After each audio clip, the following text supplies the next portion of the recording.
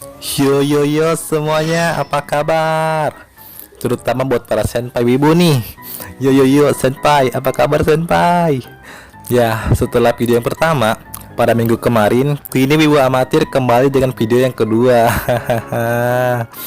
Ya, ngomong-ngomong soal video yang pertama, di pembahasan yang pertama itu kan wibu amatir ngebahas Shikakumo no Saikyo Genja chapter 1. Nah, pas nonton animenya itu loh. Ya, buat yang udah baca manga sama nonton animenya pasti tahu ya. Ya itu loh, baru episode 1 aja udah time skip. Padahal wibu amatir itu mau ngeliat Lord Pipjel sama. Tapi ya mungkin juga ada alasan lain ya, kenapa di episode 1 itu langsung time skip gitu aja. Mungkin animenya bakal lebih seru ya. Ya, kita nantikan saja lah.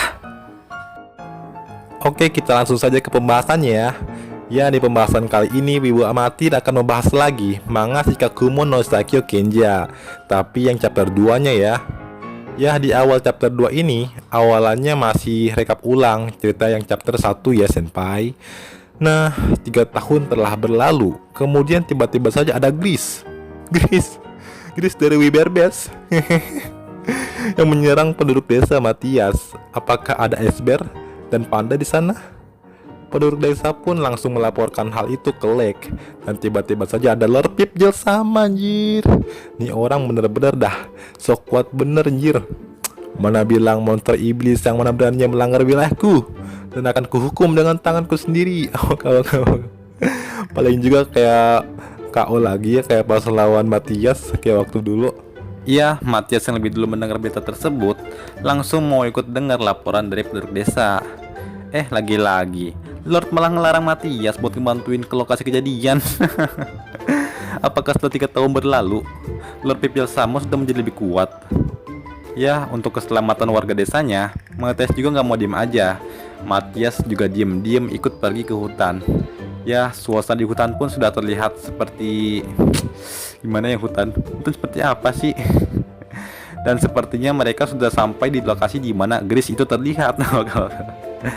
Ya, karena Gris itu gak ketemu, penduduk desa pun malah dimarahin sama Lord Pipjel. Terus waktu penduduk desa nyaranin buat mencar untuk nyari di mana si Gris berada, marah-marah itu dengan bilang bagaimana jika terjadi sesuatu padaku. Lord, ada apa denganmu?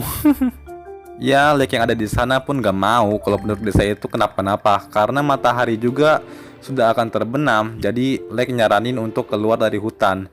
Tapi kayaknya nih Lord bener-bener dah masih aja keras kepala ya. Dia masih aja tetap ngotot bak layangan yang nyemplung ke jamban. Perumpamaan macam apa itu? Dan gak lama kemudian akhirnya muncullah Gris. Wajah Gris.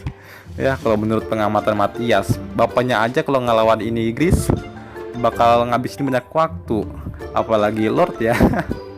Apakah dia akan dengan mudah mengalahkan Gris?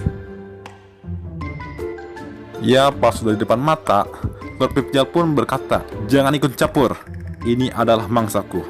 Terus dia pun langsung merapalkan sihirnya. Pok ame bolalang kupu-kupu. Sihir yang sudah dirapal pun malah dengan mudah ditangkis oleh Gris sang burung hebat. Para padik ya. Sihir apinya saja sudah nggak mempan. Terus buat apa rapalan sihir itu, kata Matias. Ya, sedikit informasi bahwa ngerapal sihir di dunia Matias itu hal yang udah ketinggalan zaman. Jadi mereka itu nggak pakai rapalan kalau pakai sihir. Dan terslaplah Lord Pipjel oleh Gris. Habis terkena slap, Lord Pipjel pun nangis. Kemana keberanian Anda, Lord Pipjel sama? Melihat adiknya terslap, Lek pun ikut men-slap back Lord Pipjel. Ya enggak lah ya. Ya, sebagai seorang kakak tertua, Lek pun pasti agak nggak akan diem-diem aja ya melihat adiknya itu diambang kematian, meskipun Lek nantinya mungkin juga akan kalah. Dan orang ketiga pun nggak akan diem juga. Ya, siapa lagi kalau bukan Matias kan? Dengan cepat Matias pun berlari melalui blind spot Gris dan mengaktifkan sihirnya, yaitu Magic Force Attack. Ya, Lek yang kaget melihat Matias jadi tambah panik. Tapi Matias itu tahu apa yang dia lakuin. Matias berniat untuk mencoba hasil pelatihannya selama 3 tahun. Pertama-tama body art, kemudian gunakan sihir untuk memberikan tekanan ke jantungnya, dan mengaktifkan sihir body enhancement dan magic power pada level tertinggi. Dan hasilnya, shoot! kepala Gris tertebas anjay. Saking cepatnya serangan tadi, Lake pun bahkan mengira kalau Gris yang malah duluan menyerang Matthias. Tapi Matthias lebih dulu menyerang Gris dengan sangat cepat tentunya ya. Ya, dengan muka yang mengelongo. Lake juga terkaget melihatnya anjay. Ya, karena Matthias gak mau ada yang tahu kalau dia itu yang ngalahin Gris. Akhirnya Lake jadi korbannya. Terus teriak, Lake sama telah membunuh binatang itu. Lake sama telah membunuh binatang itu. Ya, mau gimana lagi kan? Matthias saja datang diam-diam, jadi dia mungkin nggak mau kena marah orang tuanya kali ya. Ya, keesokan harinya, Lake masuk ke kamarnya Matthias buat ngasih imbalan yang didapat dari ngalahin Gris kemarin.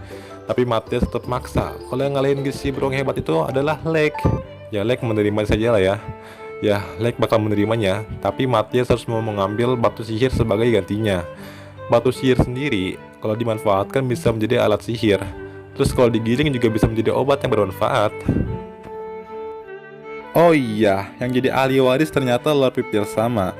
Tapi tahu nggak kalian kenapa Lord Pipjel sama bisa menjadi ahli warisnya? Ya kira-kira itu juga hal yang ditanyakan oleh Matthias ke Lake. Dan ternyata keputusan itu diputuskan melalui ujian pewarisan. Dan berikut adalah isinya. Saya bacakan ya. Kerajaan S. Ujian pewaris di setiap keluarga bangsawan harus memenuhi kriteria berikut. Orang dengan nilai tertinggi akan menjadi pewaris. Namun dalam beberapa kasus ada kondisi tambahan di mana putra sulung 5 poin. Selain anak sulung, jika kandidat lebih muda dari anak sulung, 1 poin akan dikurangi untuk setiap tahun dari selisih usianya.